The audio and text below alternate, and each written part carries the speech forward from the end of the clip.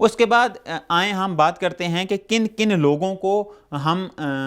زکوٰۃ فطرہ دے سکتے ہیں۔ اب یہاں پہ قرآن کی ایک آیا ہے، بسم اللہ الرحمن الرحیم، انما الصدقات للفقراء والمساکین والعاملین علیہا والمؤلفۃ قلوبہم وفی الرقاب والغارمین وفی سبیل اللہ وابن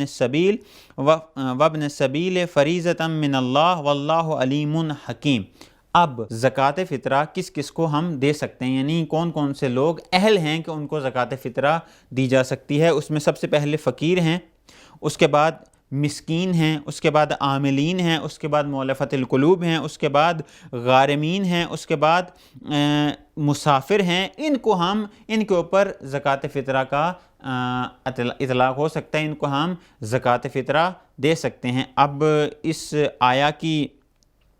کے اندر فقراء، وہی جس طرح میں نے عرض کیا کہ فقیر وہ ہے کہ جو اپنے سال کے اخراجات کو بمشکل یا تو پورا نہیں کر پاتا یا بمشکل وہ پورا کرتا ہے، تو وہ فقیر ہے۔ مساکین وہ شخص کے جن کا کوئی سرپرست نہ ہو، وہ مسکین ہوتا ہے۔ عاملین وہ شخص یا امام یا نائب امام کی طرف سے اس چیز کے اوپر مامور ہوتا ہے کہ زکوٰۃ کو اکٹھا کرے، وہ عاملین میں سے آتا ہے، اس کے اوپر بھی زکوٰۃ ہم دے سکتے ہیں۔ مؤلفۃ القلوب ایک شخص مسلمان نہیں ہے لیکن اس کے دل میں اسلام کی نسبت، اس کے دل میں مسلمان کی نسبت، اس کے دل میں مومنین کی نسبت، محبت کو پیدا کرنے کے لیے، محبت کو ایجاد کرنے کے لیے، اور اس شرط کے ساتھ کہ اگر ہم اس کے اوپر کچھ خرچ کریں گے تو اس کا دل نرم ہو جائے گا، اس کے دل میں الفت پیدا ہو جائے گی، تو اس صورت میں ان افراد کو بھی ہم زکوٰۃ دے سکتے ہیں۔ اس کے بعد فی الرقاب، یعنی اس سے مراد یہ ہے کہ